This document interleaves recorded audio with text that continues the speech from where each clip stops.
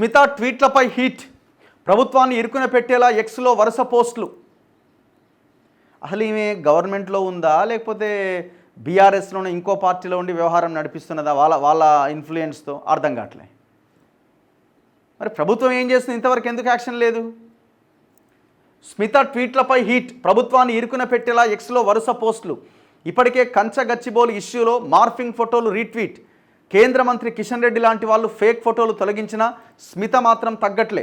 Morphing photo post చేయడంపై ఇప్పటికే ఆమెకు పోలీసుల నోటీసులు. తాజాగా మరో 3 పోస్టులు రీట్వీట్ చేసిన స్మిత 100 ఎకరాలు పునరుద్ధరించాలంటూ సుప్రీం ఆదేశాలతో ఉన్న ఫోటో కూడా రీపోస్ట్. స్మితా సబర్వాల్ తీరుపై ఐఏఎస్ వర్గాల్లో తీవ్ర చర్చ నడుస్తున్నదట. అసలు ఆమె ఏం చేస్తున్నది? ఎవరి ఆదేశాలతో ఆమె ఈ వ్యవహారం నడిపిస్తున్నది? ఎవరి ఆదేశాలతో ఈ వ్యవహారం నడిపిస్తున్నది? ఇగో ఆమె చేసిన ట్వీట్ ఏంది? Gachibowli come with plan to restore those 100 acres, otherwise officers will go to prison, supreme court Telangana government అన్న అదాన్ని మళ్ళీ ట్వీట్ చేసింది. ఇప్పుడు ఆమె గవర్నమెంట్లో ఉన్నాము. ఈ వరుస ట్వీట్లు ఎందుకు చేస్తున్నది? నన్ను ఇక్కడి నుంచి వీళ్ళు పంపించేయాలని అనుకుంటుందా, లేకపోతే తెలంగాణలో ఏమన్నా రాజకీయాల్లోకి వద్దామని అనుకుంటుందా? బీఆర్ఎస్లో ఇంకో పార్టీలో జాయిన్ అవుదాం అనుకుంటుందా? ఈమె ముందు నుంచి వివాదాస్పదమే. మీరు చేసిన దందాల మీద కూడా మీరు పోస్టులు చేయండి మేడం. మీరు చేసిన వ్యవహారాలు ఉన్నాయి కదా, వాటి మీద కూడా మీరు ట్వీట్లు చేయండి. ఆ హెలికాప్టర్తో పోయిరని ఇట్లా రకరకాలుగా మొన్న రీసెంట్గా వచ్చినాయి కదా, మరి వాటి మీద ఇంకో స్పందించలేదు, ట్వీట్లు చేయలేదు. ప్రైవేట్ వెహికల్ వాడుకున్నారని రకరకాల వార్తలు వచ్చినాయి కదా, గవర్నమెంట్ బిల్లు కట్టిందని.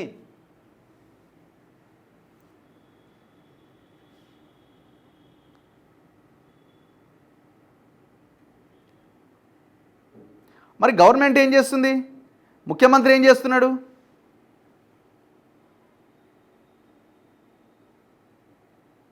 అసలు మీరు కనీసం ఎవరి మీదనైనా చర్యలు తీసుకునే పరిస్థితిలో ఉన్నారా? ఎక్కడైనా కనీసం ఇట్లాంటి వాళ్ళు ఇట్లా మాట్లాడుతున్నప్పుడు కానీ గత ప్రభుత్వంలో చేసిన అవినీతి మీద కానీ ఎక్కడైనా చర్యలు తీసుకున్న సందర్భం ఒక్కటైనా ఉన్నదా? ఇది మీ చేతగానితనం కింద ప్రజలు భావిస్తున్నారు.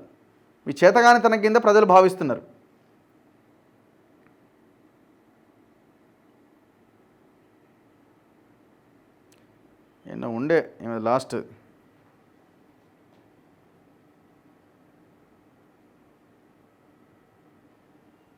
ఇగో ఈమె అద్దె కారు బిల్లు 61 లక్షలు, సీనియర్ ఐఏఎస్ స్మితా సబర్వాల్కు నోటీసులు.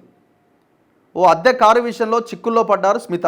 గత బీఆర్ఎస్ ప్రభుత్వ హయాంలో సీఎంఓ అదనపు కార్యదర్శిగా పనిచేసిన ఆమె ఓ కారును అద్దెకు రెంటుకు తీసుకొని ప్రొఫెసర్ జయశంకర్ వ్యవసాయ వర్సిటీ ద్వారా బిల్లులు తీసుకున్నట్టు ఆడిట్లో తేలింది. మొత్తం 90 నెలల కాలానికి 61 లక్షల అవకతవకలు జరిగినట్టు గుర్తించారు. దీంతో వర్సిటీ ఆమెకు నోటీసులు ఇచ్చేందుకు సిద్ధమైంది. దీని మీద ఎందుకు ట్వీట్ చేయదామే? దీని మీద యాక్షన్ ఎందుకు ఉండదు? కేసు ఎందుకు నమోదు చేయరు?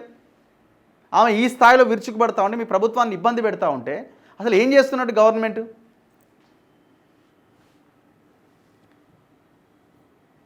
నాకు తెలిసి ఈమె ఏంటంటే బేసిక్గా పోయిన గవర్నమెంట్ వాళ్ళతో చాలా దగ్గరగా ఉన్నది ఈమె. ఇప్పటి కూడా వాళ్ళతోనే కలిసి ఉన్నట్టుగా కనబడతా ఉన్నది వ్యవహారం చూస్తుంటే, ఇవన్నీ చూస్తూ ఉంటే. Senior IAS officer Smita Sabharwal తీరు ఐఏఎస్ వర్గాల్లో చర్చనీయాంశమైంది. పాలనలో ఐఏఎస్లు భాగమైనప్పటికీ ప్రభుత్వ నిర్ణయాలను తప్పుపడుతున్నట్టు ఆమె ఇటీవల సోషల్ మీడియాలో పెడుతున్న పోస్టులు, రీట్వీట్లు కలకలం రేపుతున్నాయి. గచ్చిబౌలి భూముల వ్యవహారంలో మార్ఫింగ్ ఫోటోలు, వీడియోల ద్వారా తప్పుడు ప్రచారం చేసిన వారిపైన సర్కారు సీరియస్గా ఉన్నది. ఈ క్రమంలో పోలీసులు పలువురిపైన కేసులు నమోదు చేస్తున్నారు. మార్ఫింగ్ ఫోటోలు సోషల్ మీడియాలో పోస్ట్, రీట్వీట్ చేసిన వారిలో కేంద్ర మంత్రి కిషన్ రెడ్డి, ఎమ్మెల్యే జగదీష్ రెడ్డి లాంటి వాళ్ళు చేసిన ట్వీట్లను డిలీట్ కూడా చేసుకున్నారు. స్మిత ప్రస్తుతం youth advancement, tourism, culture principal సెక్రటరీగా కొనసాగుతున్నారు. మార్చి 31న హాయ్ హైదరాబాద్ అనే ఎక్స్ హ్యాండిల్లో పోస్ట్ చేసిన గిబ్లీ ఫోటోను స్మిత రీట్వీట్ చేశారు. అది గచ్చిబౌలి భూముల్లో బుల్డోజర్ల ముందు నెమళ్ళు, జింకలు ఉన్నట్టుగా సృష్టించిన మార్ఫింగ్ ఫోటో కావడంతో కలకలం రేగింది.